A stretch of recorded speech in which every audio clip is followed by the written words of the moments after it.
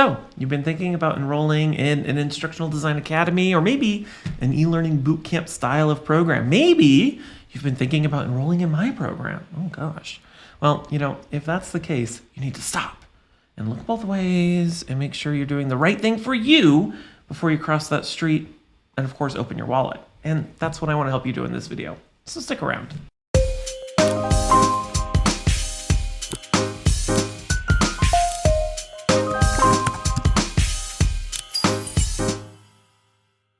Hey there folks, Tim Slade here from the eLearning Designers Academy. I've shared this story a million times before, but when I used to catch shoplifters for a living, and then when I first fell into this industry a decade and a half ago, there wasn't a ton of information out there about how to be an instructional designer or an e-learning designer. I mean, you kind of just had to figure it out as you went along and make a boatload of mistakes. And trust me, I made tons of them and, hopefully build some skills and confidence along the way. But you know what? Nowadays, it's like our industry is inundated with so much information and opportunities for professional development. And it's really hard trying to figure out and sort through what's good and what's bad and what's legit and what's a scam and what's actually going to help you achieve your goals. And if you're watching this video, one option you might be considering is enrolling in an online academy or a boot camp or a similar program. Now, before I continue, a quick disclaimer. I am totally biased when it comes to what I think is good and what advice I'm about to give you. And why is that? Well, it's because I've spent the last decade of my career focused on creating educational programs for instructional designers and e-learning developers for organizations like ATD and LinkedIn Learning and many others. And today, I currently run my own program inside the eLearning Designers Academy. So I want you to keep that in mind with everything I'm about to tell you. However, if you've spent any amount of time watching my other videos or if you've connected with me personally, then I'm going to keep it real and I'm going to give it to you straight. And as I've said many times before, there's nothing inherently wrong with anyone monetizing their expertise. However, it needs to be done ethically, and that person selling their expertise actually needs to have that expertise in the first place. I mean, what a concept, right? Am I right? All right.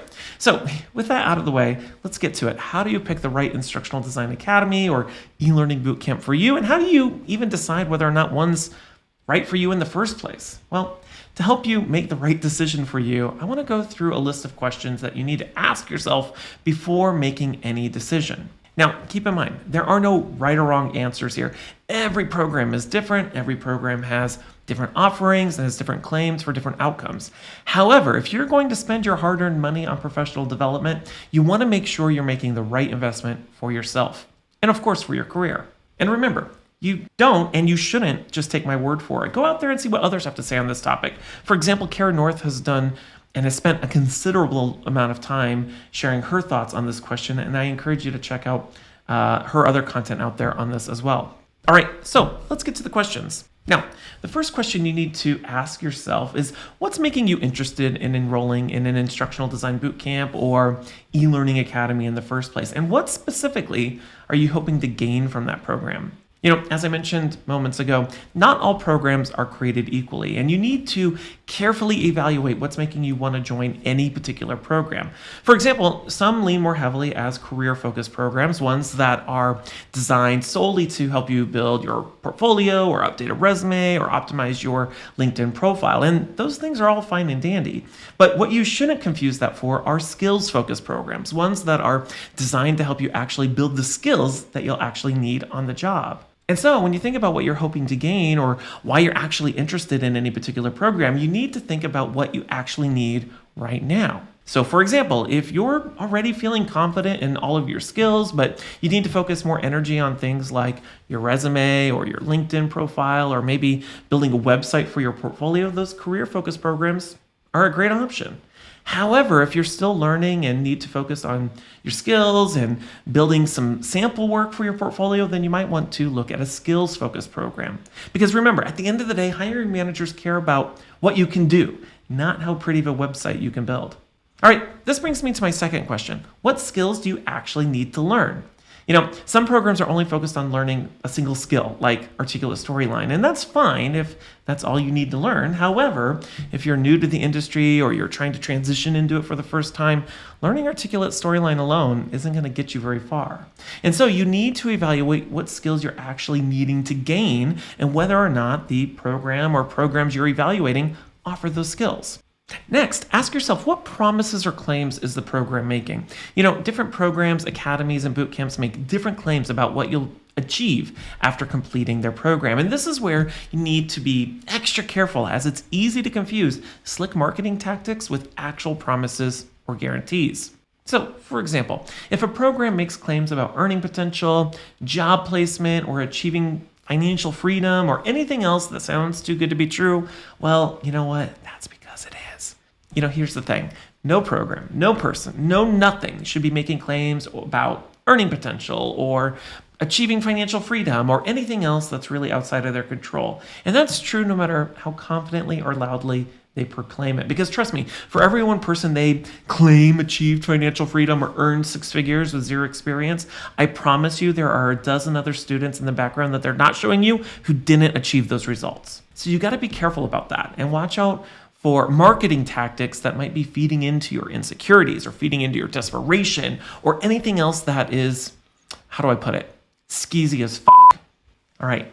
Next, ask yourself, who's actually running the program? And more specifically, I'm not talking about who's the face of the program. I'm actually talking about who's behind the scenes running it. With a lot of programs, it's common to get sold by the person who's the face of the program, usually the person you see in all of the marketing or on YouTube. But once you enroll, is that the person who's actually going to be leading your development, giving you feedback on your work, or actually providing you the coaching? You see, many programs outsource the operations of their programs to others, like former students or contractors. And while there's nothing, inherently wrong with that, you want to make sure those people are actually qualified enough to be providing you with coaching and feedback. And so, besides figuring out who's actually running the program, you also need to spend some time researching the individual or individuals who have created the program. I know this is going to sound a bit crazy, but there are people out there running programs that cost thousands and thousands of dollars, claiming that they're going to help you become an instructional designer in a corporate or workplace setting. And they themselves actually haven't worked as instructional designers in a corporate or workplace setting in any capacity at any point in their careers. So you got to research these people to know that they can do more than just talk the talk. And of course, this brings me to my next question. How much feedback, coaching, and support is offered, and who's offering it? When you make a significant investment in an educational program, you're investing in more than just content, but rather a transformational experience. And part of that means getting quality feedback, coaching, and support. So how much time do you actually get to spend with the bootcamp or academy leader? And are they the ones actually providing you with the feedback and coaching?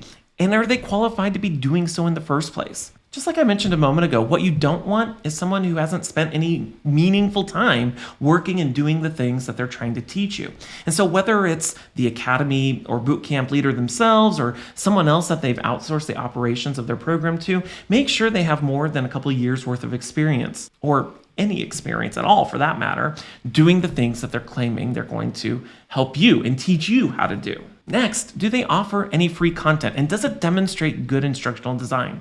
The funny thing about instructional design or e-learning boot camps and academies is that they don't always do a good job practicing what they preach by demonstrating good instructional design. And so what you should do before you make a big investment is evaluate the quality of that person's other content. Do they contribute free stuff on YouTube and on their blog or other ways that you can use to evaluate the quality of what they create? If so, does it demonstrate the type of learning experience you'd want to pay money for and learn how to create yourself? Here's what you should know. If their free content is poorly produced, if it's just full of bullet points and no actual demonstration of the things they're talking about, then more likely than not, that's what you're going to end up with when you enroll in their program. All right, next question. Do you have to sign a bunch of legal stuff before enrolling? Now, this one's tricky because while I understand an academy or a bootcamp leader wanting to protect their content and their brand, you want to be suspicious of anything that requires you to proverbially sign your life away before enrolling. For example, I know of one program that takes you straight to a DocuSign to sign a long contract before you can enroll. And I don't know about you, but I find that a little or a lot skeezy, for the lack of a better word. So If you have to sign a contract before enrolling, it's okay to assume good intentions, but if you feel like you need to hire a lawyer to review it before signing up, then it's totally okay to be skeptical. You should be skeptical. What you want to be on the lookout for is anything that prevents you from talking about the program publicly, or anything that sounds like a non-disparagement agreement. Besides the fact that consumer non-disparagement agreements are prohibited by the Federal Trade Commission, at least here in the United States, the bigger question you need to be asking yourself is, what exactly are they trying to hide? If you're not comfortable with your customers openly talking about their experience with you, then you're probably not providing that great of an experience in the first place. And beyond all of that, make sure the program offers some sort of clear refund policy when you signed up. And when I say refund policy, I'm not talking about one that makes you jump through a bunch of hoops or submit essays describing why you want a refund. And yes, some programs make you submit an essay. A good refund policy should give you a set period of time where you can get your money back, no questions asked. Okay, my final question you need to ask yourself is, how else can you achieve your goals without enrolling in a boot camp or an academy? It's easy to feel like boot camps and academies are the only way to learn everything you want to learn, especially when the marketing makes it sound that way.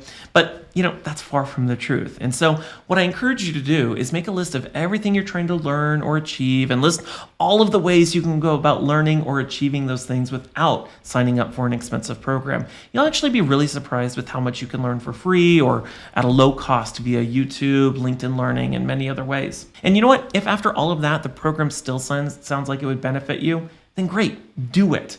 At least that way you'll know exactly why you're doing it. You'll be doing it with intention. But don't ever feel like it's your only option, because it's not.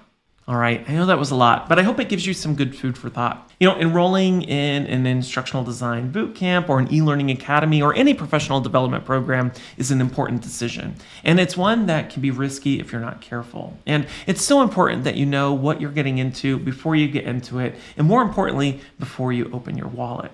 But you know what? I want to know what you think. What are some other questions you should be asking yourself before enrolling in a program like the ones I've described in this video? Share your thoughts by commenting below.